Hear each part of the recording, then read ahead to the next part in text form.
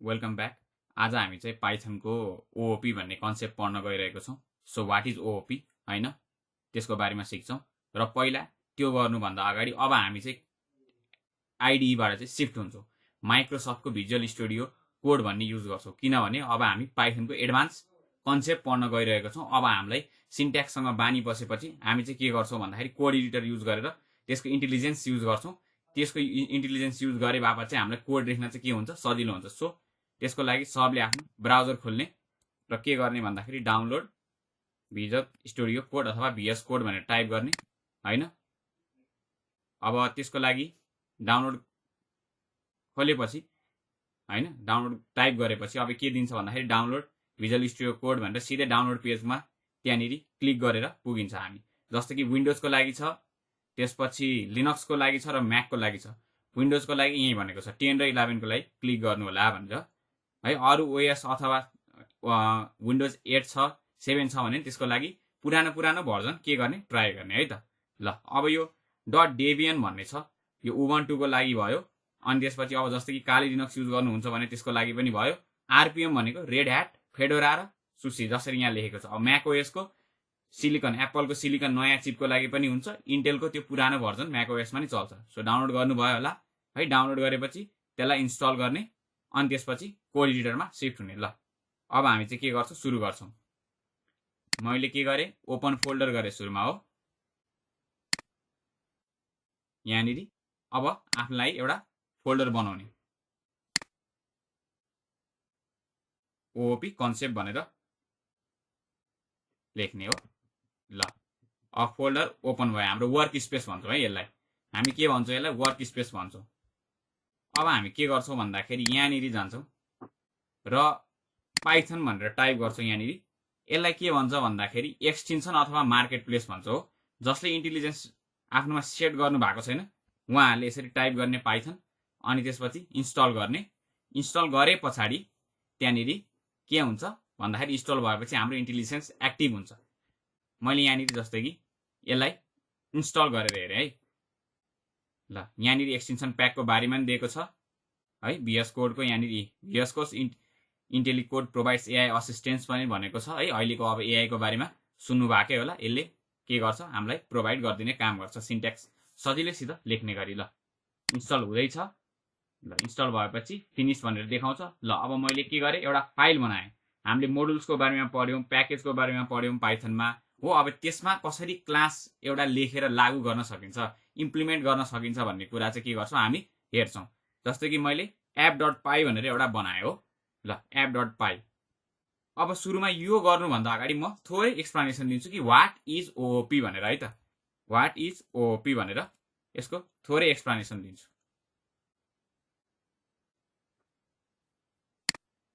ल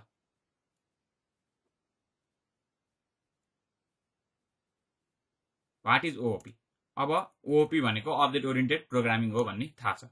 ओओपी को काम के हो भन्दाखेरि कोडलाई क्लिन कोडिङ अथवा प्याकेजहरुमा फिट इन गर्नको लागि के हो, हामीले लेख्ने एउटा प्यारेन्ट टु चाइल्डको रिलेसन देखाउने र इनहेरिटेन्सको कन्सेप्ट बुझाउने कुरा हो है त। ल अब जस्तै कि एउटा सामान्य एक्जाम्पल लिनुभयो भने हामीले जस्तो कि बस चढ्छौँ। बसलाई हामीले कुन क्याटेगोरीमा छुट्याउन सकिन्छ त। जस्तै कि बस छ एउटा हो, बसलाई हामीले इङ्ग्लिसमा के भन्ने गर्छौँ त, भेहिकल भनौँला हैन। हो भेहिकल भनेपछि भेहिकल।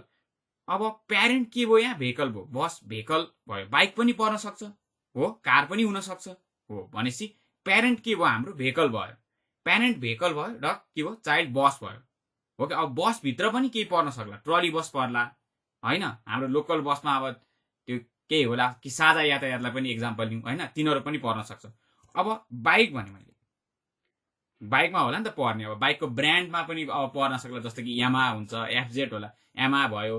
त्यसपछि हाम्रो अर्को हन्डाको भयो हैन। विभिन्न यस्तो प्रकारको के हुन्छ, यसरी रिलेसन गर्दै आउँछ। यसको काम चाहिँ के भन्दाखेरि रियल वर्ल्डलाई चाहिँ प्रोग्रामिङमा ल्याउने हो कि। जस्तै कि रियल वर्ल्ड अब्जेक्ट्स भन्छौँ हामी हो। जस्तै कि फोरेस्टमा ट्रिज भने जस्तै हाम्रो चाहिँ के हो, अब यो प्रोग्रामिङमा चाहिँ के हो, यो फोरेस्ट हो, फोरेस्टमा भएको कुराहरू चाहिँ के हो, यसलाई प्रोग्रामिङमा कसरी तान्ने भन्ने कुरा चाहिँ त्यसरी सिक्ने हो। ल अब यसरी थ्योरी भन्दा पनि धेरै प्र्याक्टिकल्ली हामीले के गर्नु पर्यो ओओपी को कन्सेप्ट बुझ्न थाल्नु पर्यो हो। ल अब मैले के गरेँ, अब सुरुमा पाइथनमा के छ भन्दाखेरि चाहिँ यहाँनिर CLASS क्लास भन्ने के छ, बिल्ट इन ल्याङ्ग्वेज डेफिनेसन चाहिँ एउटा के छ किवर्ड बनाइदिएको छ हो यसरी क्लास भनेर दिनु। अनि PvT भनेको पाइथनको स्ट्यान्डर्ड अनुसारले हामीले जहिले पनि क्लासलाई चाहिँ के गर्नुपर्छ क्यापिटलाइजमा राख्नुपर्छ भनेपछि जस्तो कि मैले यहाँनिर एनिमल भनेर एउटा बनाएँ हो, ब्र्याकेट केही चाहिँदैन, त्यसलाई केही ध्यान दिनु पर्दैन, सिर्फ कलन इन्डेन्टेसनको कुरा हुन्छ, फोर स्पेसिङ अथवा ट्याबको कुरा हुन्छ, यो हामीले कुरा अगाडि नै हेरिसकेको छौँ। अब मैले के गरेँ भन्दाखेरि एनिमल भन्ने बनाएँ हो। अब के हुन्छ यसमा भित्र मेथड्स हुन्छ, एनिमलले के गर्ला, सुत्ला कि खाला कि होइन, त्यसपछि दौडेला कि होइन, त्यो कुरा हुन्छ।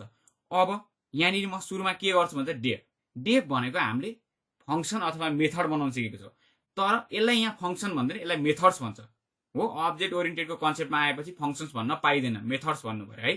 मैले के गरेँ अन्डरस्कोर इनिट भन्ने बनाएँ हो, र अन्डरस्कोर डबल यसरी गरेँ, डबल अन्डरस्कोर यो छुट्नै भएन है, नत्र यसले अर्कै फङ्सनको नाममा लिन्छ। ल मैले कलन थिचेँ। अब मैले यहाँ के दिन्छु, सेल्फ भनेको के हो भन्दा यो एनिमल भित्रको सेल्फ, जस्तै कि तपाईँले के आइडेन्टिफाई गर्नुहुन्छ, आई एम के अरे माई नेम इज भनेर जस्तै कि यसरी आइडेन्टिफाई गर्नु होला, आई माइसेल्फ डुइङ समथिङ भनेर भन्नुहुन्छ होला नि त इङ्ग्लिसमा, हो किन हो। त्यसरी आफूले आफूलाई पनि के गर्नु इन्भोक गर्नुभएको छ नि त, तपाईँले केही कार्य गर्नको लागि हो, हामीलाई पनि इन्भोक गर्नुपर्छ। अटोमेटिकल्ली इन्भोक गर्ने कुराहरू हामी के गर्छौँ यहाँ मेन्सन गर्छौँ अन्डरस्कोर इनिटमा। सेल्फ भनेको एनिमलको भन्न खोजेको है, यो एनिमल अब्जेक्टको यसरी इन्भोक गर्नुपर्ने भनेर। ल अब मैले जसरी एनिमलको अहिलेको लागि एक्जाम्पल लिउँ, कुन एनिमल होइन, अहिले मैले सामान्य नेम राखेँ र कुन ब्रिडको होला त है त, कुन ब्रिडको एनिमल कुन प्रजातिको भनेर लेखेँ हो। अब मैले दिस भनेर लेख्छु हो, दिस भनेर हो, यहाँ एकछिन एक्जाम्पल हेरौँ है, दिस भनेर यो सामान्य ल्याङ्ग्वेज हो, दिस भन्नाले यसको भन्ने बुझिन्छ, तर पाइथनमा दिस हुँदैन, हामीले के गर्छौँ सेल्फ भन्छौँ हो। यो एनिमलको नेम चाहिँ युजरले हालेको नेमसँग एसाइन गरिदिनु पर्यो यो मेथडमा भन्न खोजेको हो। र अब सेल्फ डट ब्रिड भनेर मैले यहाँ टाइप गरेँ, अब यो ब्रिडसँग एसाइन हुने भयो। ल यति हो है, इनिटको काम के हो, सेल्फ इन्भोक हुने मेथड हो यो। जसै अब हामी यहाँ एक्जाम्पल हेर्छौँ है, बिस्तारै गर्दै जाउँ, यो कन्सेप्ट बुझ्यो भने प्रोग्रामिङ गर्न एकदमै सजिलो हुन्छ। ल मैले यहाँ के गरेँ, if underscore name magic variables भन्छ यसलाई, double equals to underscore main अथवा डुन पनि भन्छ पाइथनमा। ल यो गरेँ मैले, यदि यो मेन हो भने है, यसमा आइडेन्टिफाई गरौँ यो मेन हो भने हामीले के गर्नु पर्यो, एउटा मैले भेरिएबल बनाउनु पर्यो, हामीले सिकिसकेका छौँ भेरिएबल कसरी बनाउने। अब मैले के गरेँ एनिमल भनेर यहाँ टाइप गरेँ। अब यहाँ हेरौँ है के आउँदो रहेछ त, यो चलाउँदा मात्रै के आउँदो रहेछ, यसलाई प्रिन्ट गरेर हेरौँ है, यहाँनिर ANIMAL एनिमल। ल अब यसलाई प्रिन्ट गरौँ, यहाँ मैले रन थिचेँ, के भन्यो animal missing two required positional arguments भन्यो हो। जस्तै कि हामीले फङ्सनमा आर्गुमेन्ट्सहरू दिएको थियौँ के हाल्ने भनेर, फङ्सनमा कुनै पनि प्यारामिटर पास गर्यो भने के हाल्ने त, यो मेथडमा त्यही भन्न खोजेको। जस्तै कि हामीले नाम दिएनौँ नि हो, नाम अनि ब्रिड त्यो दुईटा छुट्टिएको छ हो। यसरी हामीले के गर्नु पर्यो भन्दा मैले यहाँ एनिमलको नाम डग दिएँ है त, अनि ब्रिड चाहिँ जर्मन भनेर दिएँ मैले। ल जर्मन शेफर्ड अथवा जर्मन एस भनेर लेख्थेँ मैले। ल जर्मन शेफर्ड भनेर दिएँ। अब यो प्रिन्ट गर्दाखेरि के आउँछ त हाम्रो आउटपुट चेक गरौँ है। ल अब्जेक्ट भनिरहेछ त यसले, त हामीले के प्रिन्ट गरेको छौँ त यसले अब्जेक्ट त रिटर्न गर्यो हो, एनिमल अब्जेक्टको यस्तो यस्तो भनेर मेमोरीको भ्यालु रिटर्न गरे हो। यो यहाँ तल जुन छ यो मेमोरीको भ्यालु रिटर्न गरेको हो। अब यसलाई मैले के गर्नु पर्यो भन्दाखेरि प्रिन्ट यही सेल्फ डट नेम हो, फर्मेटेड स्ट्रिङको कुरा सिके होला हामीले, अथवा हामी मेथडमा के गरौँ रिटर्न गरौँ, सबभन्दा राम्रो रिटर्न गरौँ हो। त्यहाँनिर किनभने हामीले प्रिन्ट फङ्सन युज गरेका थियौँ। ल अब प्लेस होल्डर राख्ने भनेको यो प्यारेन्थेसिसको काम हो, कर्ली ब्र्याकेटको। ल self dot name and breed हो। यसरी गरेर हामीले के गरौँ, एउटा अब्जेक्ट ओरिएन्टेड प्रोग्रामिङमा ठ्याक्क हाम्रो आउटपुट सेट गरौँ यसरी है।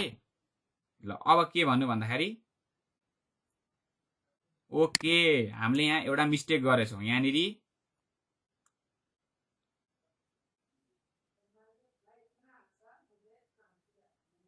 यसरी हामीले सेट गर्नुपर्छ है त। ल अब हाम्रो के एरर देखाउँछ अझै पनि, इनिट सुड नट, यहाँ हेर्नु है, रिटर्न नन, केही रिटर्न भएन भनेर चाहिँ। किन एरर आयो त यस्तो, नट स्ट्रिङ भनेर छ है। यहाँनिर के भनेको छ, नट स्ट्रिङ। हाम्रो किन यसरी एरर दिइरहेछ त, यो कुरा हामीले के गर्नुपर्छ, बुझ्नुपर्छ। यसरी इन्काउन्टर भयो भने हामीले के गर्नुपर्छ, अर्को एउटा मेथड बनाउनुपर्छ हो। यसको लागि हामीले मिस्टेक गरेको थियौँ, डबल कोट सिंगल कोट जे राख्ने नि हुन्छ। तर अब हामीले के गर्नु पर्यो, रिटर्न गर्नको लागि यसलाई नै यहाँनिर के गर्नु पर्यो भन्दाखेरि डिस्प्ले भनेर एउटा फेरि मेथड बनाउनु पर्यो यहाँनिर। अब जस्तै कि मैले यहाँ सेल्फ युज गर्न पाउँछु हो, एरर देखायो नि। हो मेथडमा सेल्फ भनेर यो क्लासको जहिले नि यसरी वर्णन गर्नुपर्छ, सेल्फ भन्ने किवर्ड राख्नै पर्छ। ल अब मैले यहाँनिर रिटर्न गरेर यसरी डट, अब यो मेथड कल गर्नको लागि डट थिचेर डिस्प्ले भनेर गऱ्यो भने एरर आउँछ त, चेक गर्ने हो त। ल डग एन्ड जर्मन सेफर्ड भनेर आयो नि हाम्रो हो। यसरी माथि केही रिटर्न नगर्ने, के भनेको चाहिँ अन्डरस्कोर सुड रिटर्न नन भनेर यही निर्देशन दिएपछि हामीले स्ट्रिङ इन्टिजर केही रिटर्न गर्न पाउँदैनौँ। Okay, thank you. यो चाहिँ हाम्रो के हो, पाइथनको अब्जेक्ट ओरिएन्टेडको बेसिक कन्सेप्ट हो।